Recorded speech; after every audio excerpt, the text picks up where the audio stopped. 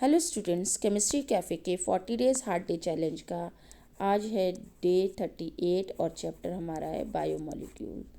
तो ये इस चैप्टर का लास्ट एपिसोड है। तो फर्स्ट क्वेश्चन देखते हैं। Give 3 reactions of glucose which can not B explain by it's chain structure. तो 3 रिएक्शंस हमें बतानी है जो कि चेन स्ट्रक्चर एक्सप्लेन नहीं कर पाता है। तो मैंने यहाँ पे 4 रिएक्शंस लिखी हैं, आप इनमें से कोई भी 3 रिएक्शंस लिख सकते हैं। पहले कि ये तो ग्लूकोज जो है वो शिफ्ट टेस्ट नहीं देता। दूसरा, ग्लूकोज 2,4-DNP टेस्ट भी नहीं देता है। और तीसरा, ग्लूकोज सोडियम बाइसल्फाइड NaHSO3 के साथ रिएक्शन करके एडिशन प्रोडक्ट भी नहीं देता है। और फोर्थ मैंने लिखा है, अगर ग्लूकोज को पेंटाएसीटेट बने तो ये जो पेंटाएसीटेट है it doesn't react with hydroxyl amine. ठीक है, तो इसका मतलब ये हुआ कि इसमें फ्री ओपन चेन स्ट्रक्चर नहीं है। तो ये क्वेश्चन हमारा आपको समझ में आ गया होगा कि ये क्वेश्चन बहुत कॉमन है और अक्सर पूछा जाता है।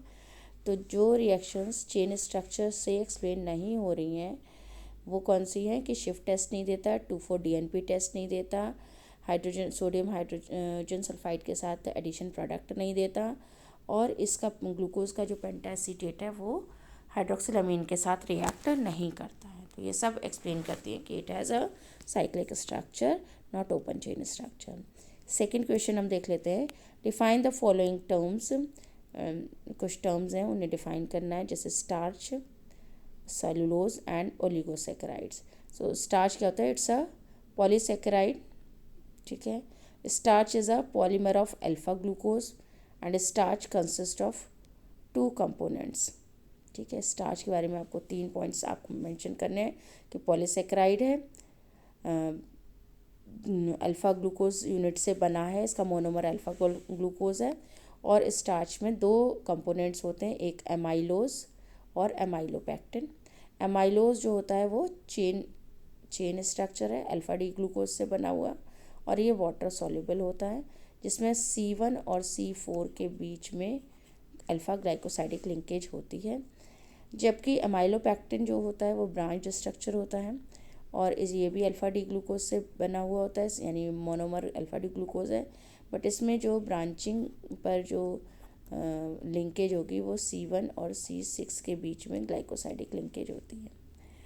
तो starch is a polysaccharide, it's made up of alpha D glucose units and it has 2 components, amylose and amylopectin. Next term is cellulose. What is cellulose?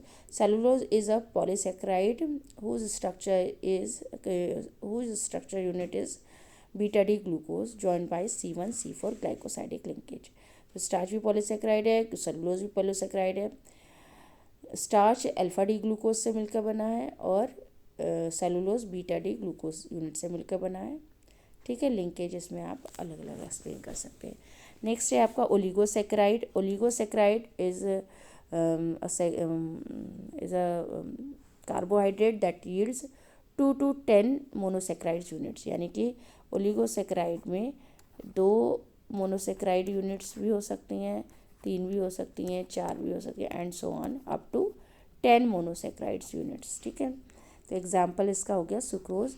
Sucrose है C12H22O11, it gives 2 monosaccharides units on hydrolysis. ठीक है, तो ये आपका ये question हो गया। Zoom करके आप देख सकते हैं, समझ सकते हैं। और रिवीजन, अब बहुत कम समय बचा है तो रिवीजन आप अपना फास्ट कर दीजिए। और आज हमारा ऑर्गेनिक केमिस्ट्री का 33 मार्क्स तक का सारा रिवीजन कंप्लीट हो जाएगा, और आज हमारा चल रहा है 38 डेज। ठीक है,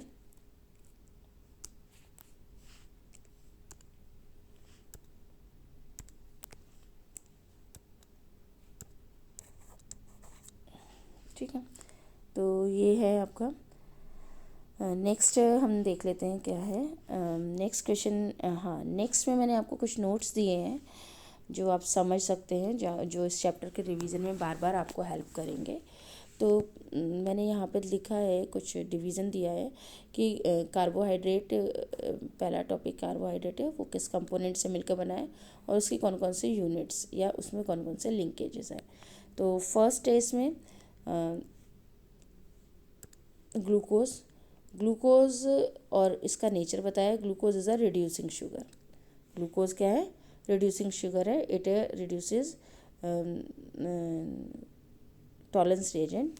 ठीक है, तो टॉलरेंस रिएजेंट टेस्ट अगर दे देता है तो वो रिड्यूसिंग शुगर कहलाती है। अगर वो टॉलरेंस रिएजेंट टेस्ट नहीं देता है कोई कार्बोहाइड्रेट तो वो नॉन रिड्यूसिंग शुगर होती है। नेक्स्ट मोनोसेक्राइड है आपका फ्रुक्टोज। ग्लूकोज और फ्रुक्टोज जो होते हैं वो आइसोमर्स होते हैं, दोनों का फॉर्मूला C6H12O6 होता है। तो फ्रुक्टोज जो होता है वो जैसे ग्लूकोज है, ये डी सीरीज़ का कार्बोहाइड्रेट है और ये डेक्स्ट्रो रोटेटरी है। ठीक है, इसलिए हम ग्लूकोज को लिखते हैं ग्लूकोज, ठीक है, डी, और इसको हम ब्रैकेट में प्लस करके लिखते हैं अल्फा, और इसके भी दो एनोमर्स होते हैं, alpha D glucose and beta D glucose. तो D is the configuration and plus is the optical rotation, nature towards optical rotation, and this is dextrorotatory. Likewise fructose is D series का है and it is levorotatory, और इसको हम लिखेंगे D. Fructose को हम लिखेंगे, fructose के बारे में अगर हम बात करें तो डी डेक्स्ट्रो, ये डी कॉन्फिग्रेशन है एंड दिस इज लीवो रोटेशन। तो इस तरीके से आप फ्रुक्टोज को अंडरस्टैंड कर लें। Fructose is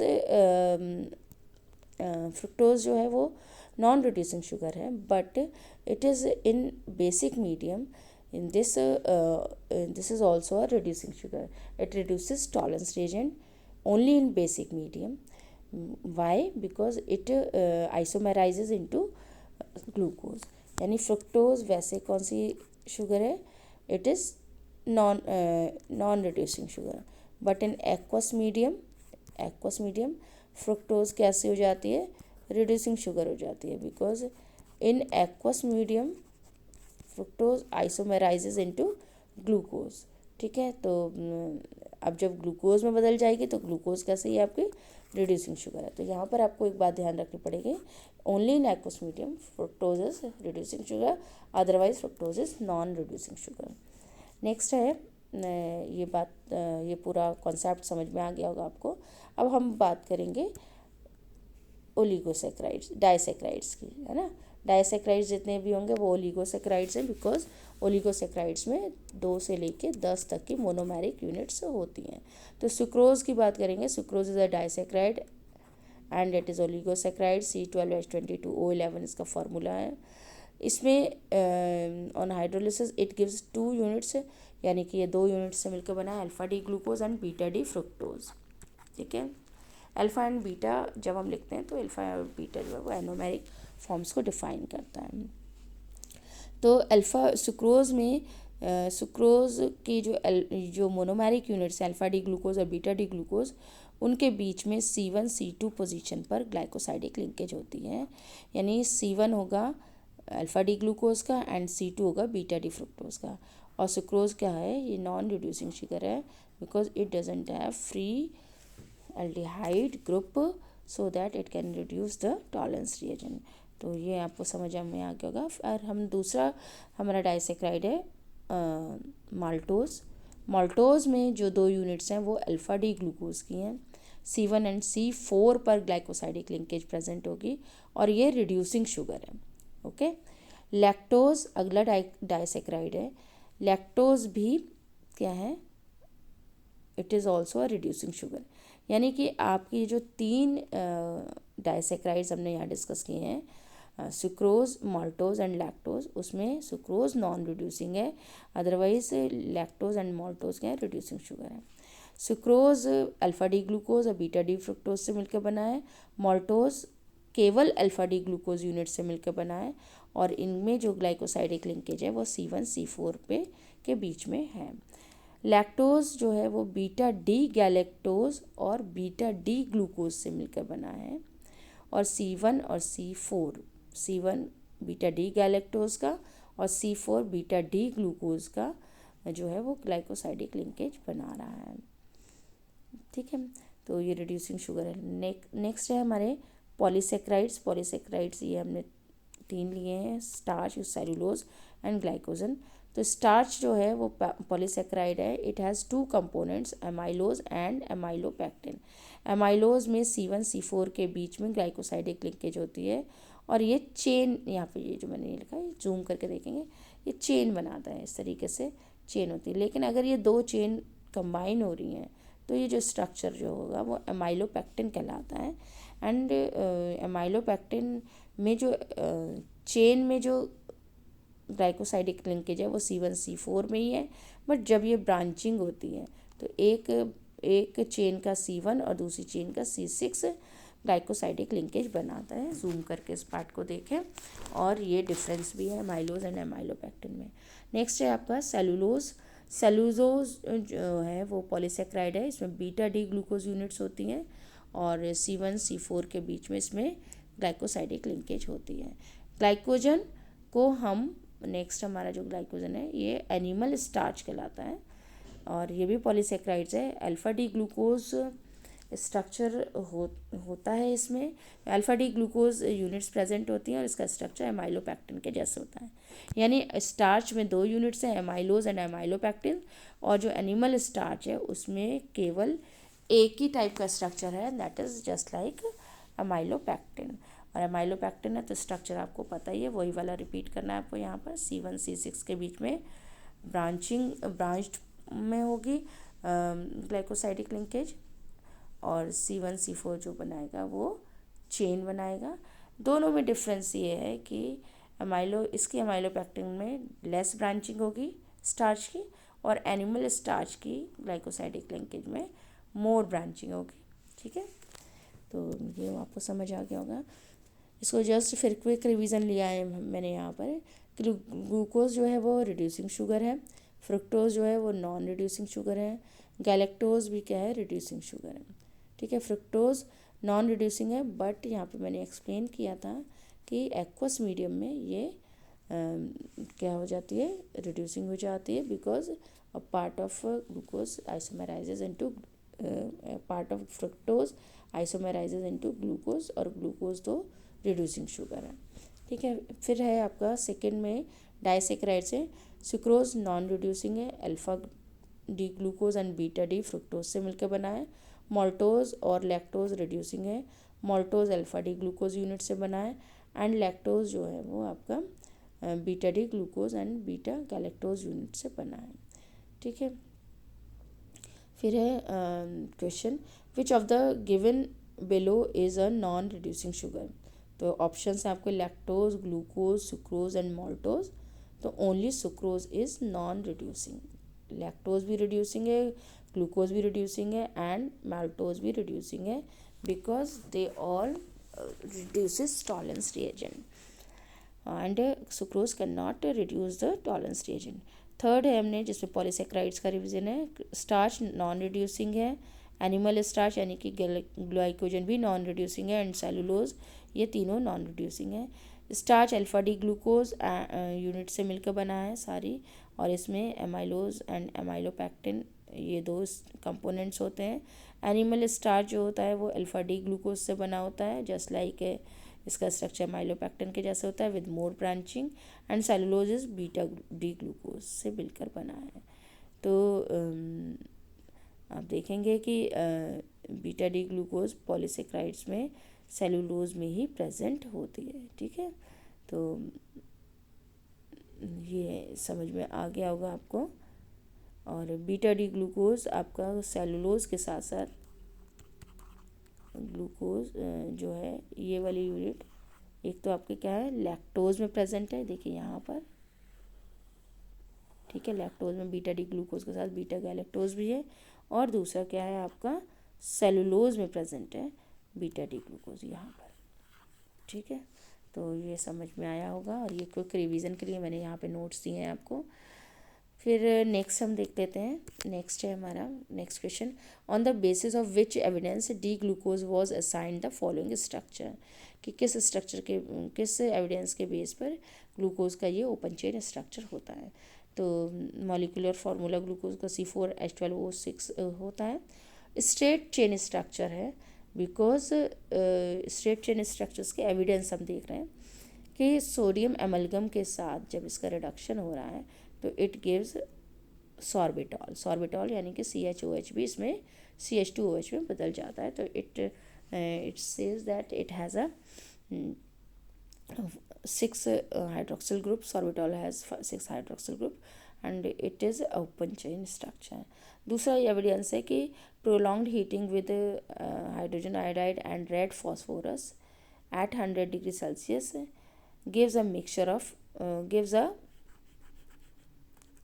N-हेक्सेन। N-हेक्सेन मतलब ग्लूकोज किस में बदल जाता है, N-हेक्सेन में बदल जाता है। N-हेक्सेन में 6 कार्बन एटम्स की चेन होती है which indicates that glucose also have a 6 carbon chain and it's a open structure. Next इसमें हम देखेंगे थर्ड पॉइंट कि ग्लूकोज में 5 हाइड्रोक्सिल ग्रुप प्रेजेंट हैं। 5 हाइड्रोक्सिल ग्रुप, एक प्राइमरी एंड 4 जो हो गए वो आपके सेकेंडरी स्ट्रक्चर। ग्लूकोज तो glucose on acetylation gives glucose penta acetate. यहाँ देखिए ग्लूकोज का एसिटाइलेशन हो रहा है और पेंटा एसीटेट बना रहा है। Presence of hydroxyl group makes the molecule unstable but glucose molecule is soluble, which shows that 5 hydroxyl group must be present on different carbon atoms। तो यहाँ पर ये बताया जा रहा है कि अगर ये ग्लूकोज पेंटा एसीटेट बना रहा है और तो ये शो कर रहा है कि इसमें 5 हाइड्रोक्सिल ग्रुप प्रेजेंट हैं और ये 5 हाइड्रोक्सिल ग्रुप अलग अलग कार्बन पर प्रेजेंट हैं, क्योंकि अगर 2 हाइड्रोक्सिल ग्रुप एक ही कार्बन पर प्रेजेंट होते तो it makes the compound unstable, condensation हो जाता, जबकि ऐसा नहीं होता। Glucose is a quite stable. It shows that all the hydroxyl groups are present at different carbon atoms. Next है हमारा presence of 1 primary alcoholic group. ठीक है, ये कैसे शो होगा? On the oxidation with concentrated nitric acid both glucose and gluconic acid. Glucose और gluconic acid, glucose तो ये स्ट्रक्चर है, ये वाला स्ट्रक्चर है, और ग्लूकोनिक एसिड में ये जो है ये इसमें COOH में बदल जाता है, जबकि CH2OH वैसे ही रहता है, means CHOH whole 4 and CH2OH। ये ग्लूकोनिक एसिड है, यानी कि जब हम नाइट्रिक एसिड से, कॉन्सेंट्रेटेड नाइट्रिक एसिड से इसका ऑक्सीडेशन कराएंगे तो both glucose and this gluconic acid converts into saccharic acid. ठीक है, सैकरिक एसिड में बोथ एंड्स पर आपका COOH ग्रुप आ जाता है। तो it shows that it has a 1 primary alcoholic group. ठीक है, यहाँ पर आप जूम करके देख सकते हैं। फिर लास्ट इसमें एविडेंस है presence of N aldehyde group. कैसे शो करेंगे? जब अगर एल्डिहाइड ग्रुप है तो एल्डिहाइड ग्रुप CHO, ये देखिए CHO, ये जो CHO ये वाला है, ये यहाँ पर मैंने लिखा है। तो ये CHO जब होगा हाइड्रोक्सिल अमीन के साथ, हाइड्रोक्सिल अमीन H2NOH, तो ये वाटर निकल जाएगा और ये CNOH बनाएगा, यानी ग्लूकोज ऑक्सिम बनाएगा। तो glucose on reaction with hydroxyl amine forms glucose oxime. It shows that aldehyde group is present here. तो नेक्स्ट हम देख लेते हैं, right the reactions of D glucose which can not be explained by its open chain structure. जो हमने पहला question लिखा था उसका डिटेल है, लॉन्ग आंसर टाइप क्वेश्चन है। पहले में तो हमने सिर्फ पॉइंट्स मेंशन कर दिए थे, यहाँ पर हम पॉइंट्स को एक्सप्लेन करेंगे कि आपको वो रिएक्शंस बतानी है जो कि ओपन चेन स्ट्रक्चर एक्सप्लेन नहीं कर पाता है। ठीक है, how can cyclic structure of glucose explain these reaction, और साइक्लिक स्ट्रक्चर से किस तरीके से एक्सप्लेन करता है। तो the open chain structure of glucose, answer show कर रहे हैं हम। The open chain structure of glucose explain most of its properties. ठीक है, however it could not explain the following facts. पहला fact, despite having an aldehyde group glucose does not undergo certain characteristic reactions. ये वही पहले question का repetition है। Glucose does not react with NH3, glucose does not react with NaSO3 to give addition product, glucose does not give shift test or 2,4-DNP test like aldehyde। ठीक है, तो ये reactions नहीं देता है, इसलिए ये क्या है, इसका ओपन चेन स्ट्रक्चर नहीं है। ठीक है, now next point is glucose react with hydroxyl amine to form an oxime, but glucose को अगर हम पेंटाएसीटेट में कन्वर्ट कर दें, ग्लूकोज पेंटाएसीटेट बना दें, तो ग्लूकोज का pentaacetate does not react with hydroxyl amine. This shows that CHO group is not present in glucose pentaacetate, यानी CHO अब किस में है, फ्री नहीं है, साइक्लिक स्ट्रक्चर में इन्वॉल्व है। तो साइक्लिक स्ट्रक्चर को ये सपोर्ट करता है, ये वाला एविडेंस। ठीक है, फिर नेक्स्ट है हमारा D glucose exist in 2 stereo isomeric form, alpha D glucose and beta D glucose. यानी कि डी ग्लूकोज जो है वो हमारी 2 एनोमर्स, स्टीरियो आइसोमर्स जो हैं वो एनोमर्स हैं, alpha D glucose and beta D glucose. And these 2 forms are crystalline and have different melting point and optical rotation. तो ये जो एनोमेरिक फॉर्म्स हैं ये आपका साइक्लिक स्ट्रक्चर शो कर रही है। ठीक है, यहाँ पर ये जो फर्स्ट कार्बन है इसमें अगर hydroxyl group right hand side पर है तो ये क्या है, अल्फा डी ग्लूकोज है, और अगर ये लेफ्ट हैंड साइड पर है तो ये बीटा डी ग्लूकोज है। ये पूरा नीचे का स्ट्रक्चर मैंने यहाँ पे नहीं शो किया, C1 को ही आप देखेंगे। ठीक है, नेक्स्ट है हमारा an aqueous solution of glucose shows mutarotation. तो म्यूटा रोटेशन क्या होता है कि जब कोई कंपाउंड 2 आइसोमेरिक फॉर्म्स में या 2 स्टीरियो आइसोमर्स की फॉर्म में एग्जिस्ट करता है और उसका जो ऑप्टिकल स्पेसिफिक रोटेशन है वो चेंज हो जाता है थ्रू इक्विलिब्रियम, तो इसे हम म्यूटा रोटेशन कहते हैं। तो ग्लूकोज का जो एक्वस सॉल्यूशन है उसमें क्या शो करता है कि इसका जो स्पेसिफिक रोटेशन है एक्वस फॉर्म में 36% अल्फा डी ग्लूकोपेरानोज फॉर्म होगी और 64% बीटा डी ग्लूकोपेरानोज फॉर्म होगी। तो क्या होता है कि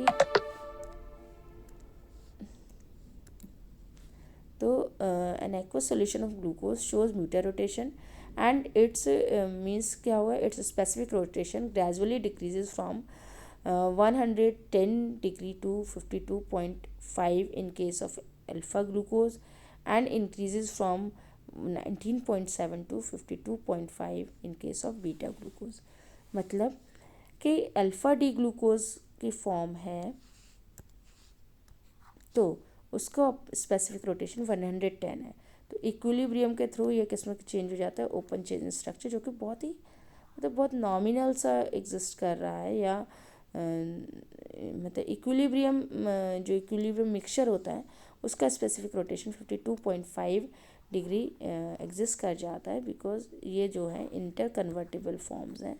और अगर बीटा डी पेरानोज फॉर्म है 64% जो एग्जिस्ट करती है ग्लूकोज के कंपाउंड में, तो ये इसका ऑप्टिकल रोटेशन इंक्रीज़ हो जाता है 19.7 से 52.5 डिग्री पर। तो ये जो स्ट्रक्चर है कि ऐसा क्यों हो रहा है, it can't be explain on the basis of its open chain structures. Mutarotation में 2 साइक्लिक स्ट्रक्चर्स, म्यूटा रोटेशन में ग्लूकोज के दोनों cyclic structure alpha D glucopyranose और बीटा डी ग्लूकोपेरानोज क्या हैं, वो इक्विलिब्रियम में एग्जिस्ट कर रहे हैं। And it is explain that अगर अल्फा डी ग्लूकोज है तो उसका स्पेसिफिक रोटेशन 110 से 52.5 पर आकर इक्विलिब्रियम में सेटल होता है, जबकि अगर बीटा डी ग्लूकोपेरानोज है तो वो 19.7 से इंक्रीज़ करके फिर किसने पर 52.5 पर सेट फिक्स होता है। तो this is only this can be explain only on the basis of it's cyclic structure, not on the basis of open chain structure. तो म्यूटा रोटेशन की भी एक टर्म आई है यहाँ पर, और उसको एक्सप्लेन केवल साइक्लिक स्ट्रक्चर की फॉर्म में किया जा सकता है। तो इसको थोड़ा सा मैंने समराइज़ करने की कोशिश की है कि म्यूटा रोटेशन में cyclic hemiacetal of glucose जो होता है, जिसका कि दो फॉर्म्स जो हैं वो इक्विलिब्रियम में एग्जिस्ट कर रही हैं। ठीक है, अगर अल्फ़ा डी ग्लूकोपेरेनोज है जो कि कंपाउंड के मिक्सचर में 36% होता है, और बीटा डी ग्लूकोज जो कि 64% होता है, तो इनके जो स्पेसिफिक रोटेशंस हैं वो 52.5 पर आकर रुकते हैं। और ये जो इक्विलिब्रियम है it goes via open chain structure, जिसका परसेंटेज बहुत ही नॉमिनल सा है, 0.5% है, और ये इंटर कन्वर्टेबल फॉर्म्स हैं, और इनका स्पेसिफिक रोटेशन 110 और 119.7 इन दो के बीच में एग्जिस्ट करता है, लाइक 52.5 थ्रू इक्विलिब्रियम। तो ये म्यूटर रोटेशन को हमने दोबारा समझा है। नेक्स्ट है glucose forms isomeric methyl glycosides on heating with methanol in presence of dry HCl। तो ग्लूकोज की अल्फ़ा डी ग्लाइकोसाइड और beta D methyl alpha D glycoside और मिथाइल बीटा डी ग्लाइकोसाइड का मिक्सचर हमें मिलता है। ठीक है, and this is also be explained on the basis of its cyclic structure. तो all these evidences, 5 evidences हमने लिखे हैं, all shows that glucose does not have open chain structure, it is a cyclic structure. Structure मैंने यहाँ पे show किया है आपको कि ओपन चेन स्ट्रक्चर में C1 से लेकर C6 तक कार्बन है, 1 एंड पर CHO है, और जो है CH2OH जो है वो टर्मिनल है, और ये प्राइमरी अल्कोहलिक ग्रुप है। ये जो ग्लूकोज की ओपन चेन फॉर्म है वो 0.5% एग्जिस्ट करती है, जिसका स्पेसिफिक रोटेशन कितना है 52.5 है इस स्ट्रक्चर का। ठीक है, अब ये जो है एग्जिस्ट कर रहा है, ये एरो साइन लगा दीजिए इक्विलिब्रियम का, ये दो साइक्लिक फॉर्म में एग्जिस्ट कर रहा है, एंड ये जो साइक्लिक फॉर्म है ये 36% अल्फ़ा ग्लूकोपेरेनोज है एंड 64% जो है वो बीटा ग्लूकोपेरेनोज है, बीटा डी ग्लूकोपेरेनोज है। इसमें आप ये वाला कार्बन देखेंगे C1 कार्बन, जिसमें अगर OH राइट हैंड साइड पर है तो वो अल्फ़ा साइक्लिक स्ट्रक्चर है या अल्फ़ा एनोमर है, जब लेफ्ट हैंड साइड पर है तो ये बीटा एनोमर है। ठीक है, बाकी स्ट्रक्चर सिमिलर है।